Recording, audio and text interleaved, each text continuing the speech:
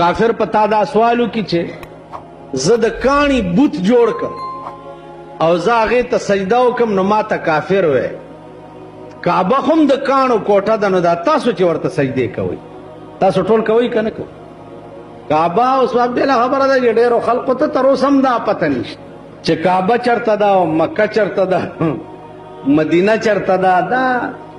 ډېر خلک اوس هم داسې په دې کلو کې دا سپینګیري سادهګان ما یو کلي کې تپوس ماما ته دې طرف ته چې مخکې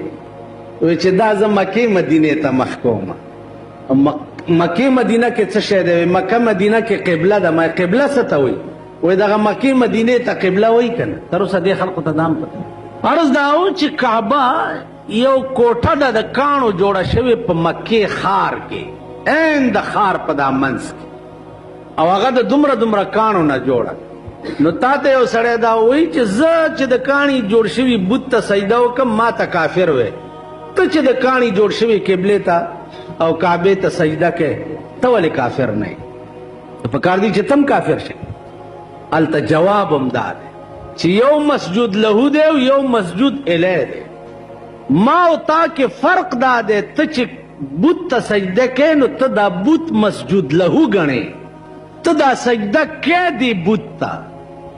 او زه کعبې ته چې سجده کوم نو زه هغه مسجود له نه ګڼم مسجود الی ګڼم الله د کعبې طرف ته د سجدې حکم دې دپاره کړی دی چې د مسلمان قوم د سجدې جهت یوي جهت یوي طرف یوي اوس دا جماعت دی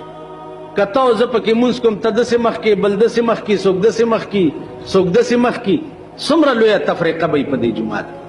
نو کعبې جهت دې دپاره مقرر شوی دی چې د ټولو مسلمانانو صف آرایي خرابه نشي نور خدای هر طرف ته دی اینما تولوا وجوهکم فثم وجه الله وی هر طرف ته چې تاسو مخ کوئ دغه طرف ته خدای دی تاسو وګورئ څه وخت کې چې سړی په بیابان کې ګیر شي او قبله ته هیره شي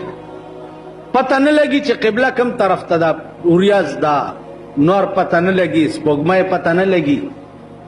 نو دغه وخت کې به ته تحرا کوې تحرا دې ته وایي چې سوچ او فکر به وکړې ښه غور سره او ستوري وغیره وغیره ښه سوچ نه بعد به یو جهت متعین کې چې غالبا چې قبله دې طرف ته ده او چې مونځ دې وکړه وریځ لاړه نور راوختو نو تا مونځ نور خاته ته کړی آیا دا مونځ به بیا راګرځی او که نه راګرځی بیا به نه دا مونځ شوی دی تاسو خیال راغی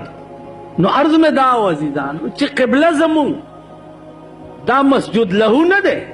دا مسجد الی دغه جهت قدرت صرف د مسلمان قوم د تفریقې د وجې مقرر کړی دی یعنې زه سجده کعبې ته نه کوم سجده زما خدای ته ده او جهت دا دی اوس جهت دا ولې مقرر دی ځکه چې مسلمان قوم کې صف آرایي خرابه نشي عرض دا و چې مونځ د مسلمان قوم دغه وخت کې ضرورت په بنا پکې دا څیزونه روان یو کافر